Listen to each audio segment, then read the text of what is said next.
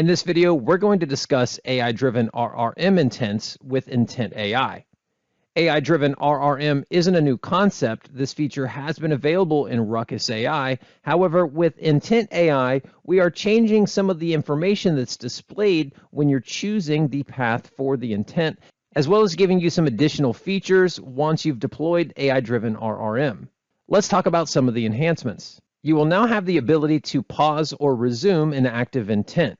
When an intent is active, AI is continuously monitoring the environment for changes and responding to those in the form of additional configurations.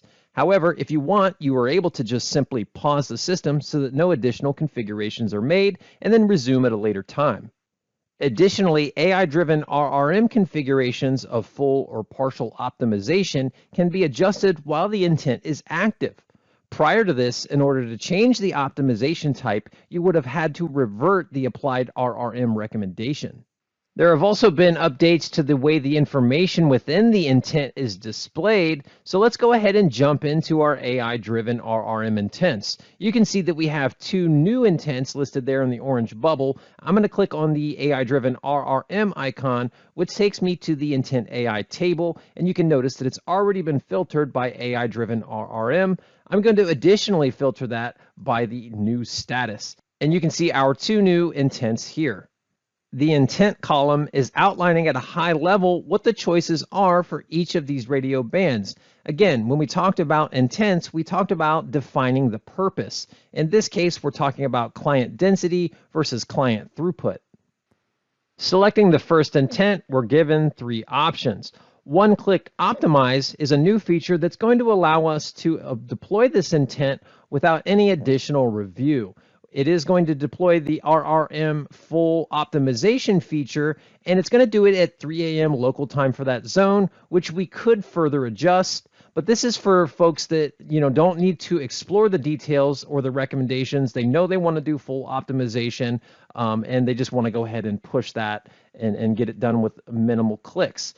This is actually something that exists on all of the different intents that you'll see. So once you get familiar with each type of intent and what it's going to be recommending, you will be able to use the one-click optimize. I'm going to go ahead and click cancel, and I'm going to go into the actual optimize link so we can see the details. The intents are now wizard-based, so we are dropped into the introduction part of this wizard where it's outlining some of the details for this intent. Again, this is for the 2.4 gigahertz radio on the APs in the 612 zone. We can see that we're trying to optimize channel plans, and it's based on either high number of clients in a dense network or high client throughput in a sparse network.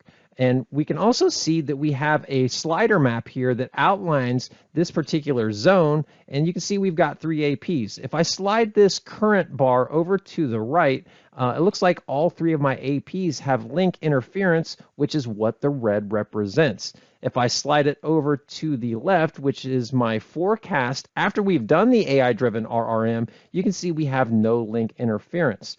We also have some additional information about the benefits for RRM over on the right-hand side. I'm going to go ahead and choose Next.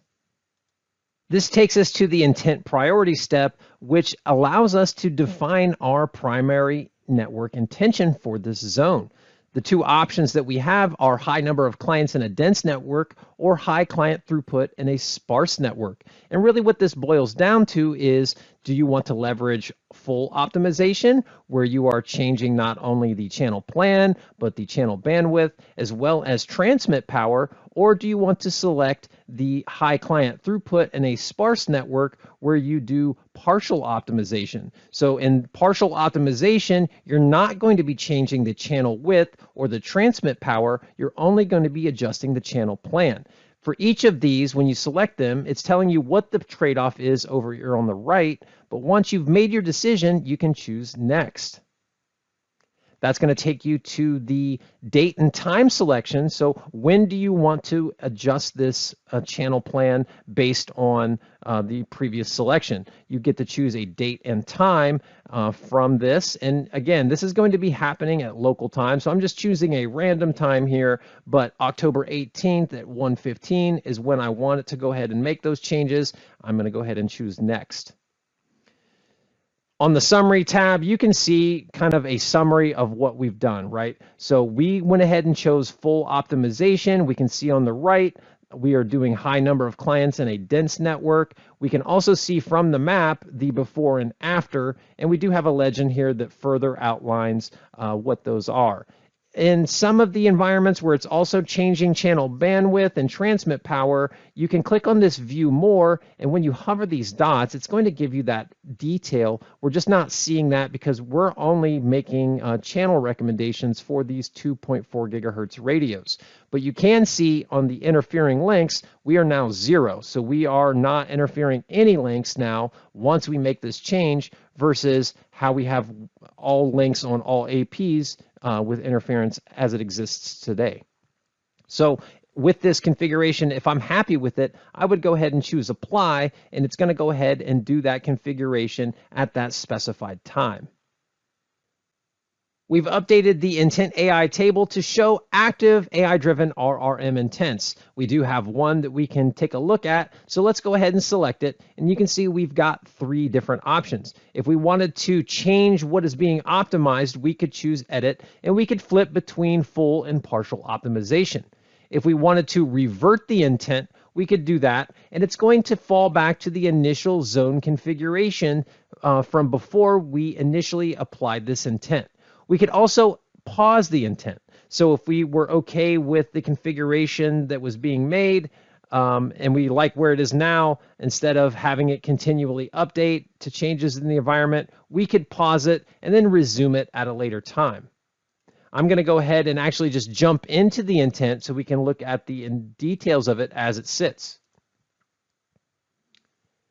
From within this applied intent, we can see that we've got the overview here on the left, and it looks like we are doing full optimization on this. You can see we currently have 0 interfering links, and we can see the before and after map for our changes. We can also see our benefits listed as well as our potential trade-offs, and we can see our status trail. So again, we talked about how AI is going to continually monitor and look at the changes in the environment, and as it detects things, it's going to make additional recommendations, and it's going to go ahead and apply those changes on the schedule. So you can see here from our status trail, all of the applications of configuration changes and checks that it's been doing since it's been implemented. But again, if we were okay with where we are right now, which we could look at through our RRM comparison or through our view more, we could then go back and pause this and just say, you know what, we are good with the network right now. We don't want to make any more changes. And then you could resume it again at a later time.